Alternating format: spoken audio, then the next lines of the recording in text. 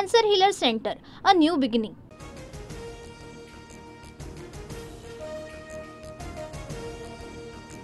महाराष्ट्रात मराठीला विरोध झाला तर कानाखालीच बसणार। उद्यापासून प्रत्येक बँकेत आस्थापनेत मराठी चालतं की नाही ते पहा। गुढीपाडवा मेळाव्यातनं राज ठाकरेंचे मनसैनिकांना आदेश। तुमच्या हातात सुसंस्कृत राज्य आलंय, चांगल्या पद्धतीनं मराठी माणसाकडे पाहणार असाल तर आमचा पाठिंबा। राज ठाकरेंचं मुख्यमंत्री फडणवीसांना आवाहन।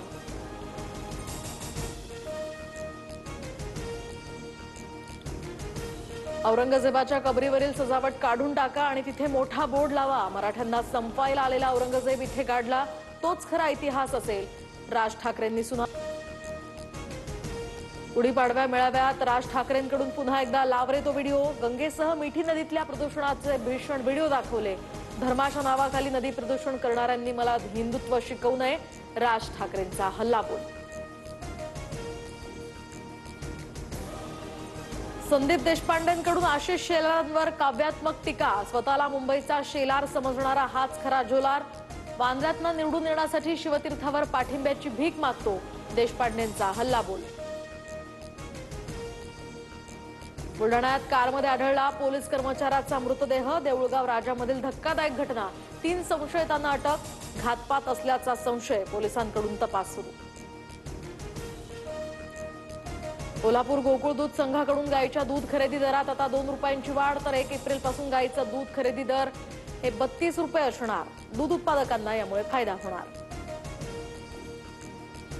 सोलापूरचा वेताळ शेळके ठरला 66वा महाराष्ट्र केसरी। अंतिम सामन्यात पृथ्वीराज पाटीलचा पराभव करत पटकावली गदा। शिर्डी विमानतळावर नाईट लँडिंग सुरू, तर वॉटर सॉल्यूट करून विमानतळावर आनंदोत्सव साजरा। नाशिक कुंभमेळ्यासाठी शिर्डी विमानतळ केंद्रबिंदू ठरणार, भाजप नेते सुजय विखेंकडून विश्वास व्यक्त।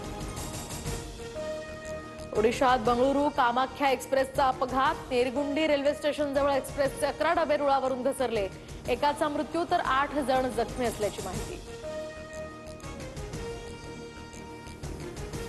रशियात महाराष्ट्राची लोकप्रिय वृत्तवाहिनी आता फ्री डिशवर। 1 एप्रिलपासून TV9 मराठी डीडी फ्री डिशवर पाहता येणार।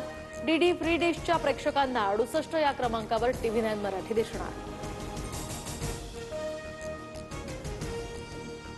Cancer Healer Center, a new beginning.